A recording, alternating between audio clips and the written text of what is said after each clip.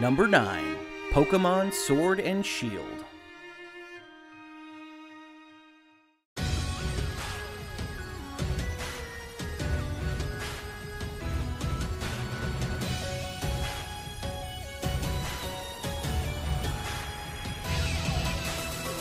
Perhaps the most divisive entry in this year's list, to at least a certain sector of the internet, Game Freak's latest in the long-running Pokémon franchise doesn't advance the genre, or even its own series, very far.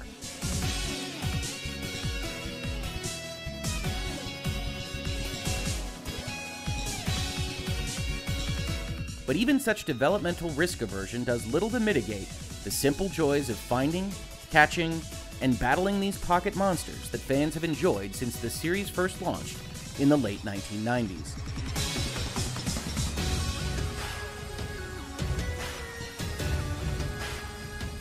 Now on home consoles for the first time, by necessity given the prevalence of the Switch platform if nothing else, Sword and Shield ask players to explore and conquer the brand new Galar region, itself based on an inverted map of Great Britain.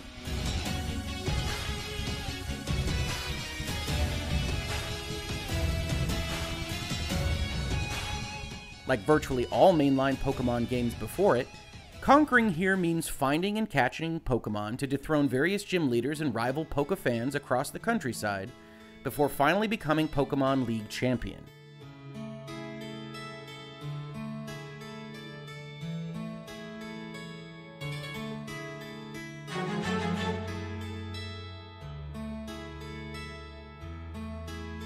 While simple and well-worn, the story's slightness often, but not always, works in its favor, allowing the strengths of the series to really shine.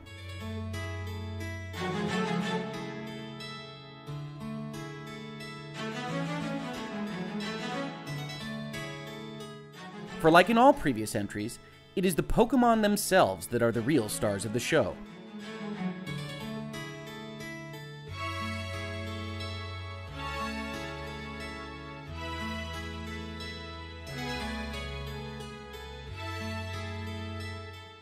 From the adorable new starter Pokémon Grookey the Grass Monkey, Scorbunny the Fire Bunny, and Sobble the Water Thing, to imaginative and inventive new monsters that truly take advantage of the game's British setting, like Poltegeist, your friendly neighborhood haunted teapot.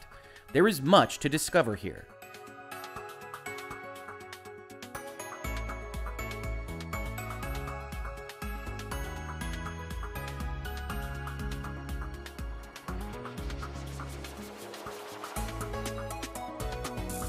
Throw in brand new elements like an open-world wild area, viewable Pokémon in the tall grass, Dynamaxing, new leveling improvements, and more, and it's clear that Game Freak and the Pokémon Company have not lost a single step in this, the most important part of the franchise.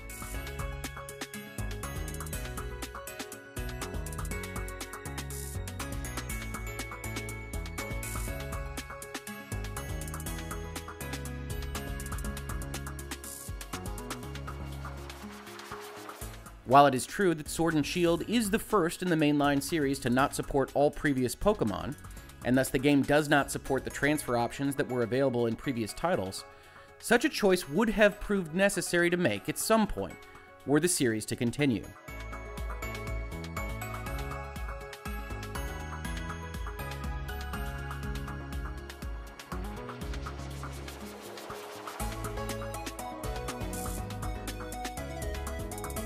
That Game Freak elected to do so here is simply a matter of timing, and while sad, does not impact one's enjoyment of the game on offer.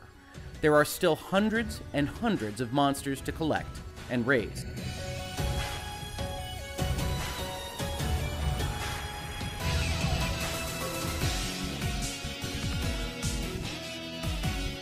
And they've never looked better than they do here.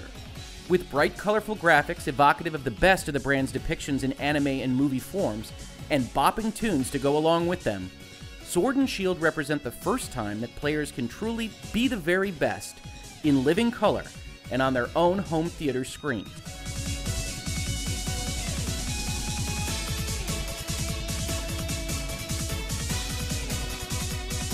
While some would say that Game Freak could have done more here, Sword and Shield themselves are a marked step up from previous entries, and the sky would appear to be the limit on the future of the Pokemon franchise.